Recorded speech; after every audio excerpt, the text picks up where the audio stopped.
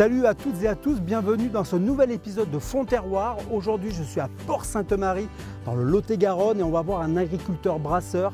C'est Sébastien, il est là-bas, il fait une bière au chanvre, mais pas que. Sébastien! Wouh! Ça va? Alors on dirait pas, il y a une perspective, mais il est à 3 km. Il va mettre un peu de temps pour venir, mais j'ai l'impression qu'il est assez sportif. Regardez, on dirait Steve Austin, l'homme qui valait 3 milliards. Enfin, ne cours pas, ne cours pas. Bonjour Sébastien, Mickaël. ça va? Ça va. Bienvenue chez nous. Hein. Là, on est sur tes terrains, sur ton champ de chanvre. On est juste à côté. Là justement, j'étais en train de sortir l'irrigation. On a fait la récolte, on a récolté il y a une petite quinzaine. Oui, du coup, on va se mettre carrément dans la parcelle. Bon, d'abord Sébastien, présente-toi. Qui es-tu?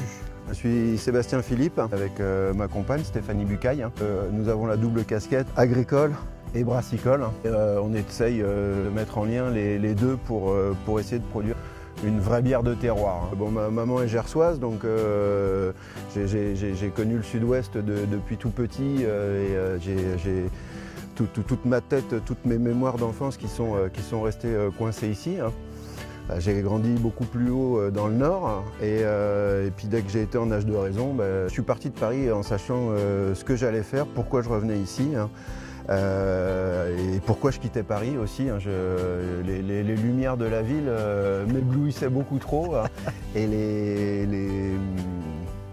les contraintes ne me convenaient pas. En tout cas, je savais que j'étais pas dans mon élément. Je savais que mon élément c'était la terre.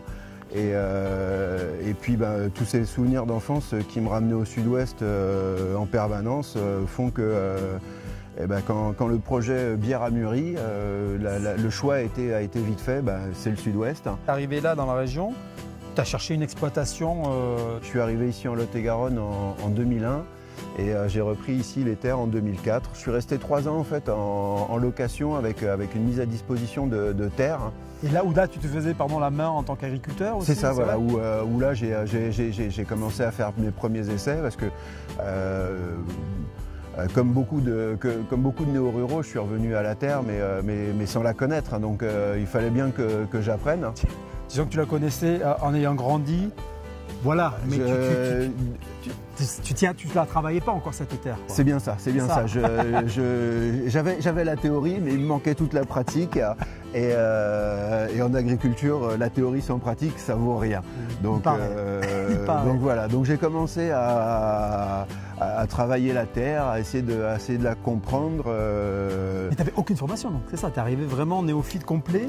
Complet, je me suis installé en autodidacte. Tu as lancé la bière avant d'être ici? J'ai lancé la bière avant d'être ici. Je suis gaucher, donc je vois les choses à l'envers.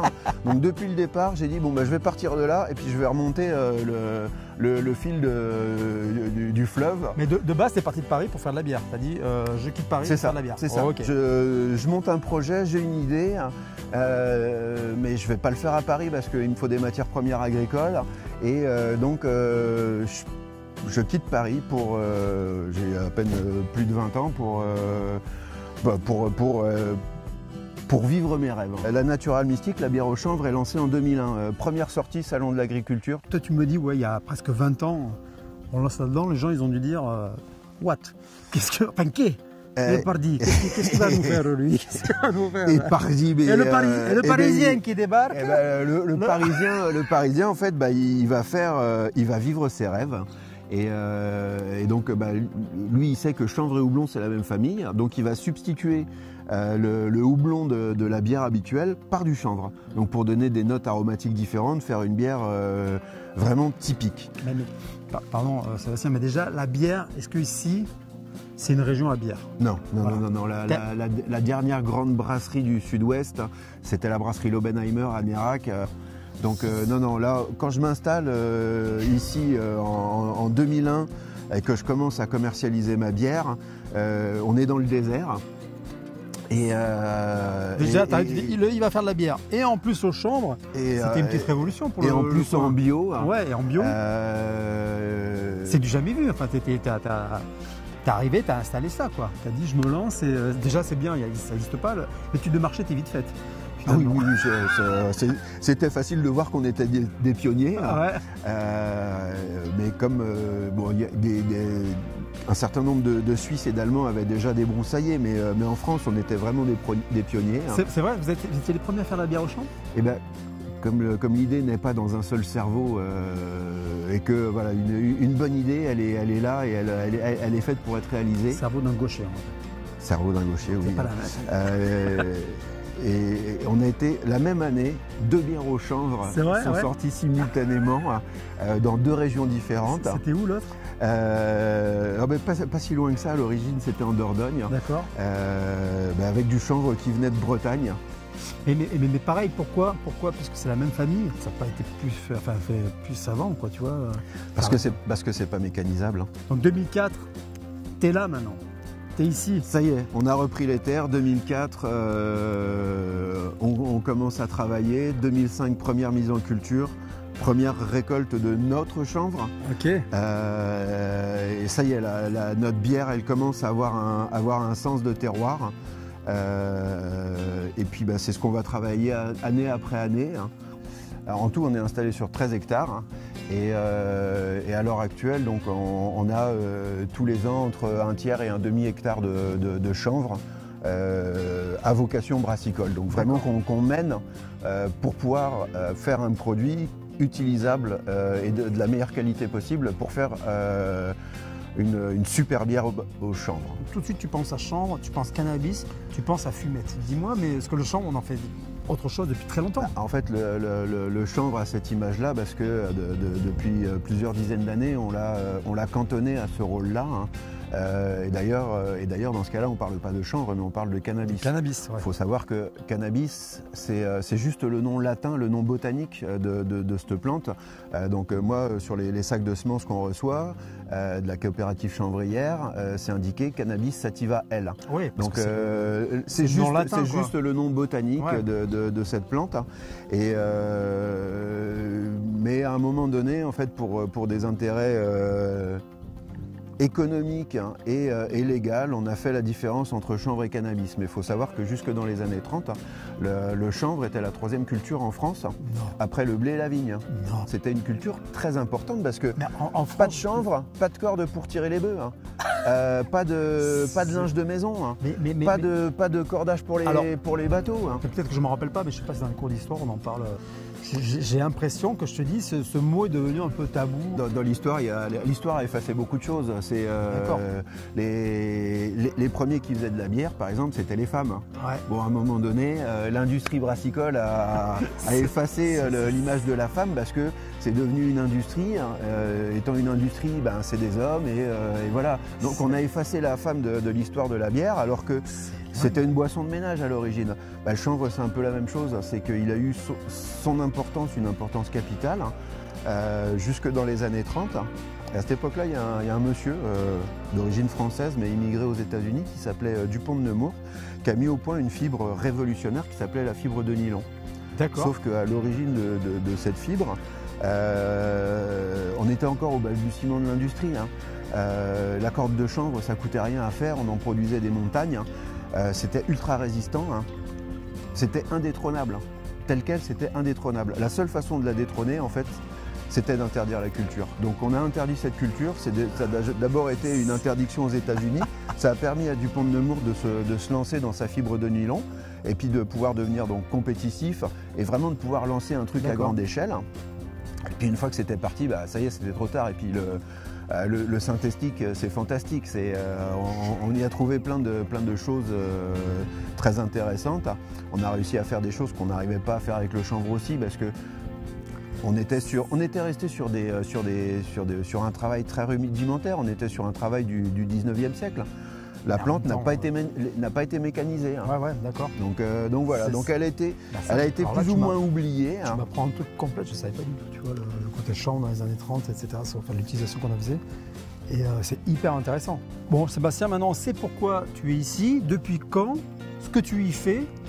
Et on va aller à la brasserie pour voir un petit peu la transformation maintenant de ce chanvre en bière. Et juste avant d'y aller, maintenant tu es quoi? Tu es plus paysan brasseur ou brasseur paysan? Alors je me suis installé paysan brasseur Et au fur et à mesure des années, en fait, je suis devenu brasseur avec une propriété agricole attenante qui nous sert d'approvisionnement donc pour notre matière première principale, enfin notre matière première originale. D'accord. Voilà, le chanvre va rentrer donc en petite proportion, donc parce qu'on est sur une plante aromatique, donc c'est pas des gros tonnages, mais c'est vraiment ce qui va faire la spécificité, ce qui va faire l'essence même de la brasserie naturelle Mystique. C'est cette culture du chanvre, mais concrètement aujourd'hui, je suis avant tout brasseur. C'est ce qui prend la majeure partie du temps tout au long de l'année. Ok. Et puis bah voilà. Allons voir la brasserie. On va la voir. Est-ce que tu as des chambres à coucher aussi ou des chambres d'amis? Chambre avec vue aussi. Ça marche. Allez, viens, on est parti. Bon, Sébastien, alors là on arrive où tu brasses la bière. C'est ça. Et on est à combien là du champ? 150 mètres au moins. J'ai compté 147 mètres, 30. Ah, c'est possible. J'exagère un peu. Je suis un peu le Rainman de la distance, tu vois. T'es pas loin, c'est super. Donc t'as le champ, une fois que t'as ramassé, tu apportes tout ici, quoi. C'est ça, voilà. Le process, c'est quand je te parlais d'essayer de faire un produit de terroir, c'est vraiment voilà, qu'il y ait une résonance entre ce qu'on fait dans le champ et puis ce qu'on va venir faire à la brasserie. Ce bâtiment, c'est une autoconstruction écologique, c'est-à-dire alors? Ouais, alors c'est-à-dire que donc ça a été fait par mes petites mains, avec l'aide de copains. Il y a des charpentes, il y a un fêtage à presque 8 mètres, donc tout seul c'était un petit peu compliqué. J'y bosse au quotidien et en fait je voulais bien travailler à l'usine. Mais je voulais que mon usine,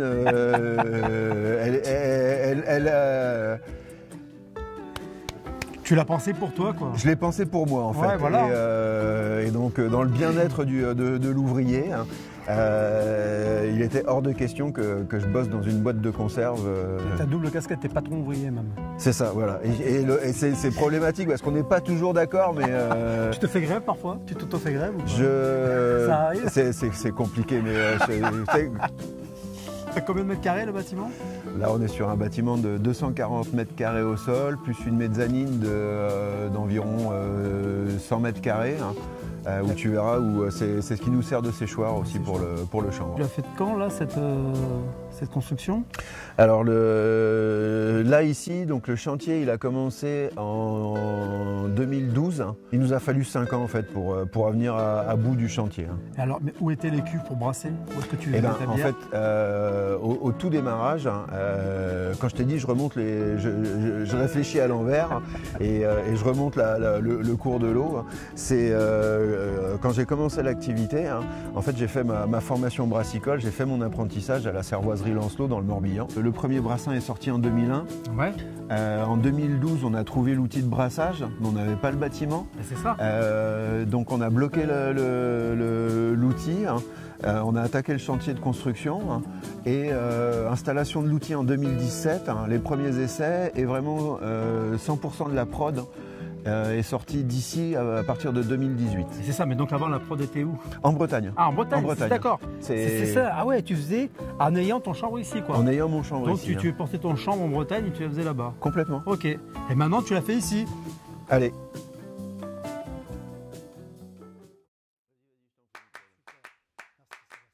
Voilà, toi, je t'ai descendu un petit peu de chanvre pour te montrer. Donc là, c'est ce qu'on a sorti du champ. Donc là, tu viens de le ramasser? Là, ça fait 2 semaines qu'on l'a ramassé. Semaines, okay. Donc là, il est sec. Une fois que tu l'as ramassé, tu le mets à sécher là-haut? C'est ça, voilà. Une fois qu'on le rentre, on le pend, on se sert de la charpente. Combien de temps là-haut? Là, ça fait à peu près 2 semaines. Si les conditions sont bonnes, il va sécher un petit peu plus rapidement. Si on a vraiment de l'humidité dans l'air, ça va être un petit peu plus long. Voilà. Okay. Donc, mais vraiment, c'est un séchage naturel. Le but, c'est que voilà, ils prennent tous ces arômes. Là, combien de plants cette année tu as ramassé? Là, on a dû ramasser environ 1600 plants, quelque chose comme ça. Et à la main?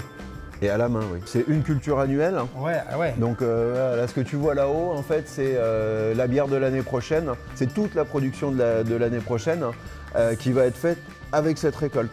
Donc cette C'est récolte... la cuvée 2022 qui sera bu en 2023 quoi. C'est ça, Ok. c'est ça. Donc cette récolte, eh ben, il va falloir savoir la conserver. Donc pour la conserver, on va faire la chose suivante. Là, je t'ai ramené un palox là pour te montrer. Hein. Donc voilà, toi, là, il est bien sec. Hein. Donc on sait qu'on va pouvoir le garder, qu'il va se conserver tout au long de l'année. Hein. Et là, en fait, gentiment, on va lui sortir les branchages. Chanvre et houblon, c'est la même famille. Hein. Donc nous, c'est vraiment, voilà, c'est ça qui nous intéresse. Hein.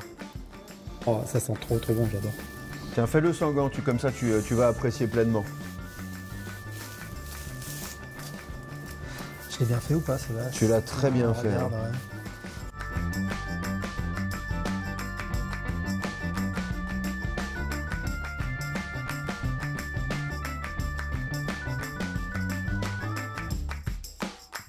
Tu sais à quoi ça a servi pendant très longtemps. C'est une ficelle très résistante. Hein. On s'en servait pour faire des cordes et dans certains pays ça servait... Pour le bourreau. Voilà, la corde du pendu, c'est de la corde de chanvre. En revanche, moi je fais des petites soirées où les gens sont en cuir. Est-ce Écoute, que ça peut servir aussi ça Oh le bruit. je ne veux J'ai pas été savoir. vilain. J'ai été Je ne vilain. veux pas savoir. Bon d'accord, tu peux regarder, tu t'en fiches. De toute façon, tu allais le jeter. Ça me fait plaisir. Ok, merci. Ah, je vais être bien dans la prochaine soirée, moi. Ah, une macagoule. Donc, une fois que ça c'est rempli, quelle est l'étape d'après, une fois que tout ça c'est plein de feuilles, voilà. Alors, une fois que tout ça, donc c'est plein, que c'est stocké, hein, et ben, donc comme je te dis, je vais m'en servir au fur et à mesure de l'année. Ouais. Et donc, ça va me servir à brasser. Donc, si Mais tu c'est pas, veux, pas ben, pur comme ça, tu le tamises quelque chose, tu fais... on le prépare un petit peu pour qu'il soit plus concentré, plus condensé, pour qu'il soit plus facile à être utilisé en brasserie. Mais là, tu as le gros de la base de préparation. Bon, donc là, direction Direction la station de brassage. Allez. Oh, les belles cuves. T'as vu? Je cherchais un plan cuve dans la région. Tu cherchais un plan cuivre? Non, un plan cuve. Mon oreille avait... entre le fouet de la tige et le plan cuve, zéphlude, c'est une plante un peu Euphorisante. Euphorisante un petit peu quand même. Bah, oui, ça hein. prend chaud comme un lapin, moi. Là vraiment, donc on est sur la station de brassage. Alors moi vraiment de base, je sais pas comment on fait de la bière. Je vais envoyer des céréales. En fait, le brassage, ça se compose de plusieurs parties. Hein. La première, donc, ça va être le concassage des céréales. Donc, au préalable, donc, j'ai concassé mon malt d'orge pour en faire une farine grossière. Et donc, je vais l'envoyer dans cette cuve-là, hein, avec de l'eau chaude. Et je vais la faire cuire, ma céréale. Et le but, en fait, ça va être de finir de transformer hein, l'amidon qui est présent dans le grain en sucre fermenticible. Ok. Ça va être la première étape, environ 2 heures. Ensuite, je vais faire un transfert. Et là, comme tu vois, dans le fond, il y a un filtre. Ah ouais. Et donc là, ça va vraiment être, cette cuve-là, elle va être dédiée uniquement à filtrer la céréale. Ce qui va me permettre de me retrouver avec une partie liquide et une partie solide. Très bien. Donc là, ici, je vais laisser la partie solide, ce qu'on appelle la drèche. Donc la drèche, elle va partir en alimentation animale. Donc en l'occurrence, là, principalement, donc, elle va partir chez des copains de la ferme Loup Cornal qui vont nourrir leurs cochons avec. Ok. Et puis la partie liquide, elle va revenir dans cette cuve-là. Et là, donc, j'aurai un liquide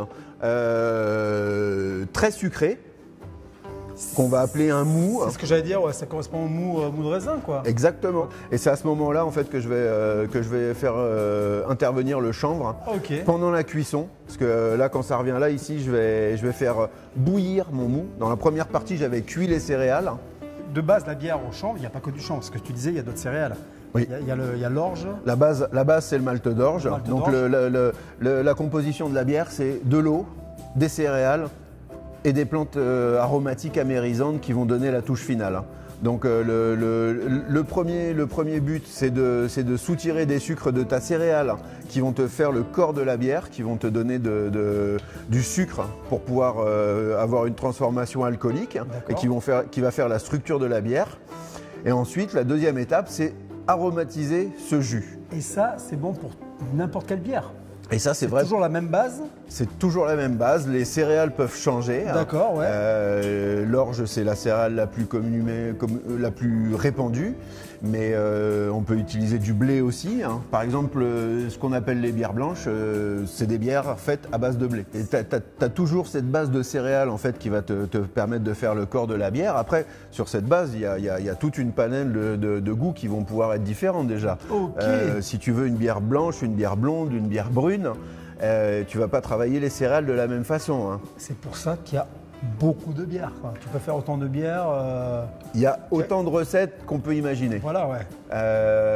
Nous, à notre disposition, on a plus d'une vingtaine de variétés de maltes différents. Et en fait, ça va être l'assemblage de différentes maltes qui vont créer la bière. Ok. Donc quand je fais une bière blonde, j'ai un malt de base qui s'appelle le pale. Ouais.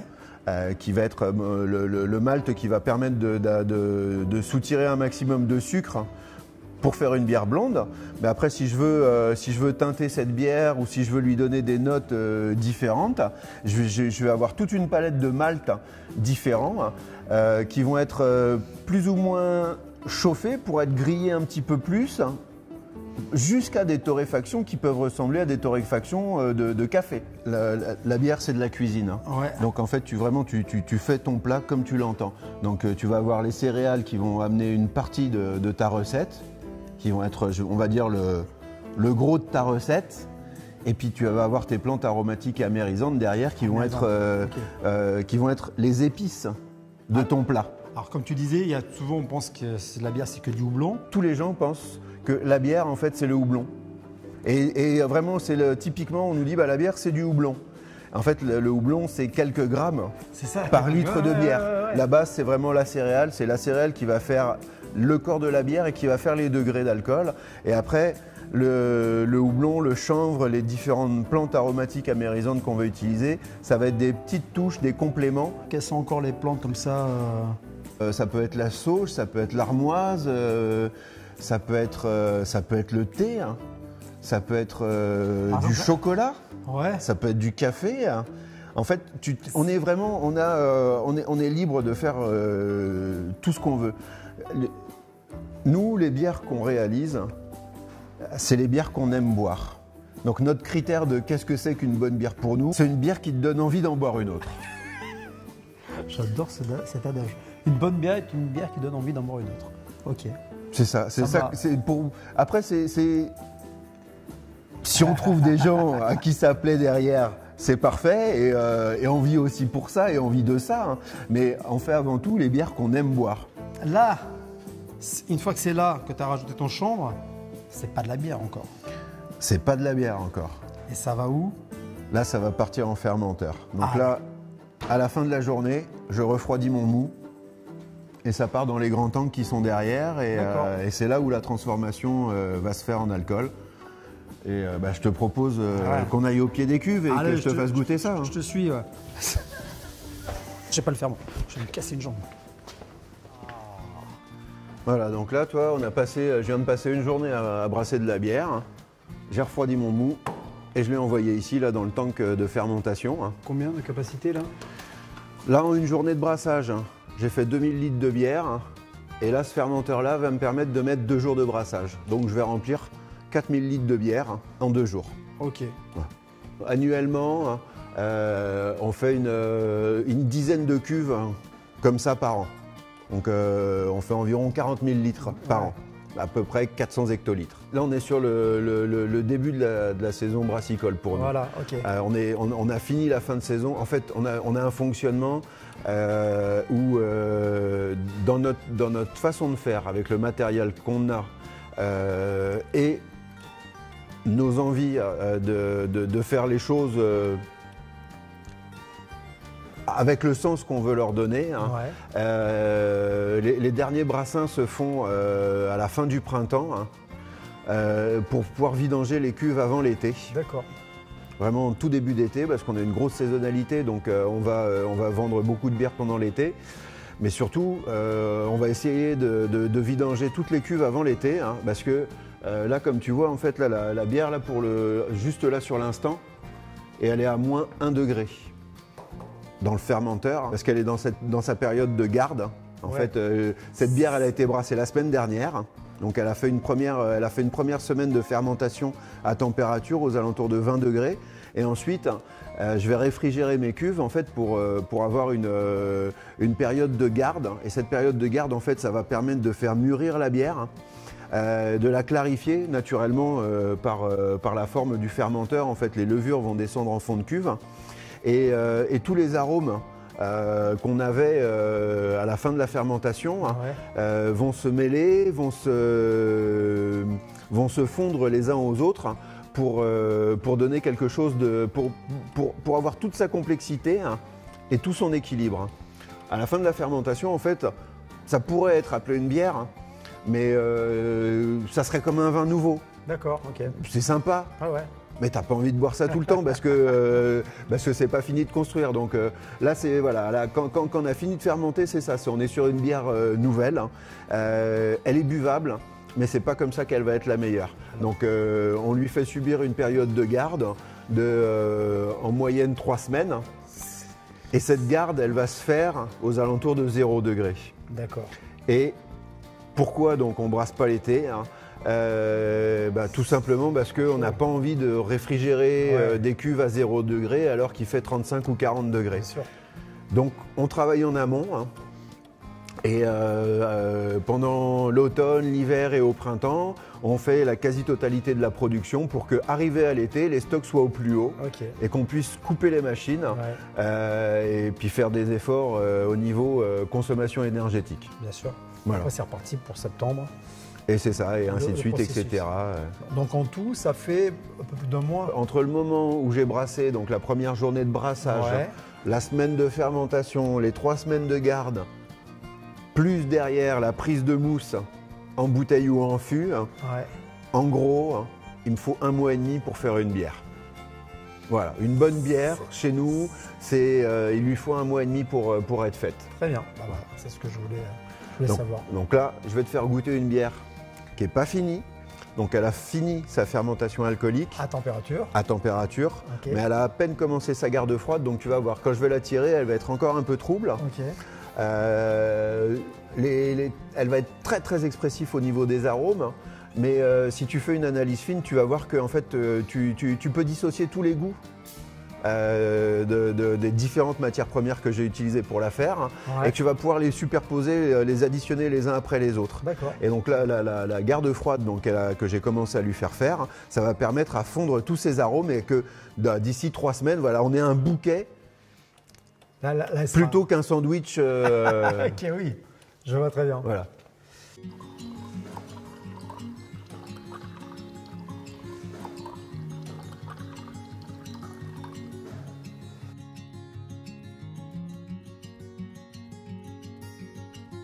Là, on n'est pas encore sur l'apparence de la bière finale, quoi, comme tu dis. Non, c'est ça. Et là, donc, cette garde froide, elle va permettre de gagner en limpidité par rapport à ce trouble. Par contre, nous, dans le process, on ne filtre pas. À la fin du process, on aura une bière qui sera clarifiée, mais on n'aura pas une bière qui sera limpide, comme une bière industrielle. On va garder un léger petit voile, mais ce léger petit voile, en fait, il va laisser aussi un peu de matière. Et puis surtout, le fait de ne pas filtrer, on va gagner en aromatique. Parce que ce qu'on gagne en limpidité avec la filtration, on le perd en aromatique. Bien sûr. Voilà. Ok. Donc là, la première chose, en fait, c'est le nez. Le nez, ouais. Je sais que pour le moment, en fait, là, ce qui domine, c'est le chanvre. Et là, sur l'instant, il est déséquilibré parce qu'il prend toute la place. Si, ouais, j'ai le chanvre, mais c'est vrai que c'est plus le même chanvre que là, enfin le niveau odeur, quoi. Non, c'est ce que je te disais tout à l'heure. Mais oui. Et là, tu mets en bouche.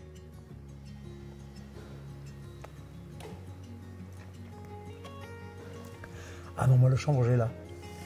Là, je l'ai, mais complètement. Ah, je vois ce que tu veux dire, les couches. Ah ouais, c'est ouf. Le chanvre, c'est le retour aromatique là.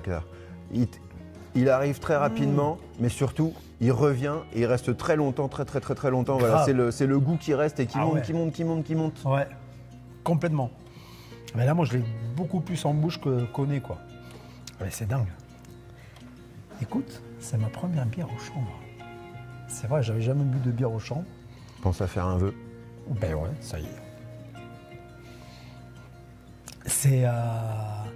C'est vrai qu'on est sur une herbe aromatique, ouais, la saveur, enfin c'est fou. Ça n'a rien à voir avec une bière houblon, pardon. Non, on sait que tout le monde pense bière, pense houblon. Et là, Ça, c'est vraiment la typicité de la brasserie Natural Mystique. c'est ma question qui revient tout le temps dans Fonterroir, c'est quelle est toi ta définition du terroir? À mon sens, le terroir va s'exprimer par un accompagnement du producteur de son produit. Comme je te disais, on ne filtre pas, on n'utilise pas de clarifiant, on n'a pas d'adjuvant technique en fait, qui pourrait nous aider à faire notre bière plus limpide, plus rapidement, plus efficacement, pour qu'elle puisse s'exprimer pleinement. On récolte notre chanvre une fois par an. Il y a des années, la Natural Mystique va être superbe. Et puis d'autres années, elle sera moins bien parce que les conditions climatiques étaient moins bonnes. Donc pour moi, c'est ça, un produit de terroir, tu vises l'excellence, tu fais de ton mieux, sans artifice et sans trop de technicité, pour exprimer ce que ton terroir a donné cette année-là. Donc faut accepter qu'il puisse y avoir des superbes années et des années moins bonnes. Ben, c'est une très belle définition de terroir, je trouve, parce que c'est vrai que ça peut être, c'est valable pour beaucoup de choses, beaucoup de produits, beaucoup de productions, quoi. Donc c'est... On est tributaire de ce que la nature va nous donner, donc c'est une belle définition. À mon sens, c'est ça, c'est que le terroir peut nous donner le meilleur, mais pas toujours. Donc il faut accepter cette variation, et puis c'est aussi ça que nos clients viennent chercher. C'est ça que nos non-clients ne viennent pas chercher, c'est que chez nous il va y avoir une variabilité d'une année sur l'autre. Donc on essaye à ce qu'elle soit jamais mauvaise. Oui, mais il y a des années elle est excellente, et puis il y a des années où elle est différente. Je n'ai pas dit qu'elle est moins bien, non, elle est différente parce que ça s'applique au vin aussi. Ça s'applique, c'est différent. Il y a les grandes années, et il y a les années qu'on aura envie d'oublier. Okay. Bon, en tout cas, là déjà, elle est bonne. Alors, quand elle sera arrivée à la fin de sa fermentation, maintenant, qu'est-ce qu'on va faire? On va goûter autre chose. Ah ouais? Ouais. Surprise, j'adore les surprises en Fonterroir. Allez. Oh, j'aime bien les surprises comme ça. Quelle jolie petite boutique! Bah écoute, on a fait une petite boutique, oui, pour les gens qui viennent à la brasserie directement nous acheter. Il en manque une qu'on appelle aujourd'hui, encore une fois. C'est Stéphanie. Vous êtes à deux sur la brasserie Natural Mystique. On est à deux. Ouais. Je le ferai pas sans elle. C'est ça. Elle est indispensable au fonctionnement et au bon fonctionnement de l'entreprise. Bon. Mais elle préfère rester... Non, il n'y a pas de souci. Il n'y a pas de souci, on la salue. En tout cas, Natural Mystique, c'est Stéphanie et Sébastien. C'est ça. On est à deux et on a chacun nos spécialités dans le fonctionnement, mais ça ne pourrait pas se faire ni sans l'un ni sans l'autre. Et d'ailleurs, la transition est bonne puisque ce que je vais te faire goûter, c'est une bière donc, qui a été brassée donc, en association avec l'association Pink Boots. Donc c'est à la base une association américaine qui essaime un peu partout dans le monde. C'est ça. Et c'est celle-là, voilà, la Black Mystic Soror. Et donc Stéphanie, avec d'autres femmes du milieu de la bière, fait partie des fondatrices du Chapter France Pink Boots. Donc dans chaque pays, en fait, il y a des groupements de femmes travaillant dans le monde de la bière, donc brasseuse, collaboratrice dans une brasserie, caviste, restauratrice, dégustatrice de bière, sommelière, zytologue, qui se réunissent pour mettre en lumière que le monde de la bière n'est pas qu'un monde masculin.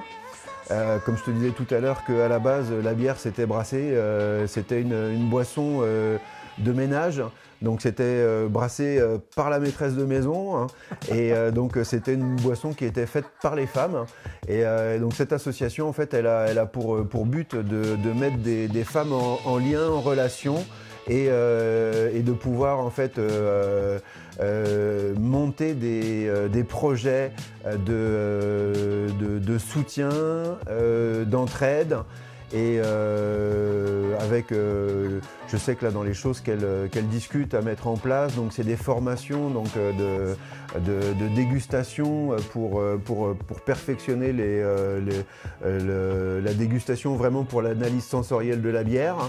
Mais ça peut être aussi des accompagnements de femmes qui s'installeraient en brasserie pour être des soutiens. C'est une super initiative. Hein. Alors maintenant que je suis un peu spécialiste, si elle est brune comme ça, c'est une histoire de torréfaction. Tout à fait. Stéphanie en fait voulait une bière, souvent on va nous dire une bière de femme. En fait, il n'y a pas de bière de femme. Il n'y a pas de bière de femme, il n'y a pas de bière d'homme. La bière, c'est pas genré. Hein. Non. Et on a trop souvent l'habitude de se dire, une femme, elle va boire des bières sucrées, fruitées ou légères. Et c'est pas les goûts de Stéphanie. Donc elle m'a demandé, et on a travaillé ensemble pour faire une recette d'une bière qui soit à l'opposé de ce qu'on pouvait imaginer être une bière de femme, ou une bière pour femme, dans le cliché bière de fille. C'est comme le vin, il y a des femmes qui aiment les vins forts et légers, ça peut être comme n'importe quel alcool aussi. C'est ça, et donc voilà, donc là on a pris le contre-pied un peu. On a pris le contre-pied et on a fait donc une Black IPA, hein. Donc une bière noire, vraiment noire, avec, là on est sur des notes... Tu vois, on a un peu de caramel, moi là. Un peu de caramel, un peu de cacao, hein. Un peu de café. Hein. Ouais, complètement café. Ouais. Quand tu vas la mettre en bouche, tu vas retrouver quelque chose que tu as eu tout à l'heure dans la blonde, mais avec des notes aromatiques encore différentes. Hein. Parce que donc là, on a fait une Black IPA. Donc une fois qu'on a passé donc, le côté torréfié, maltais, café, cacaoté, derrière on a une longueur en bouche sur du fruit exotique. Là il n'y a pas de chanvre. Là il n'y a pas de chanvre. Là c'est le houblon.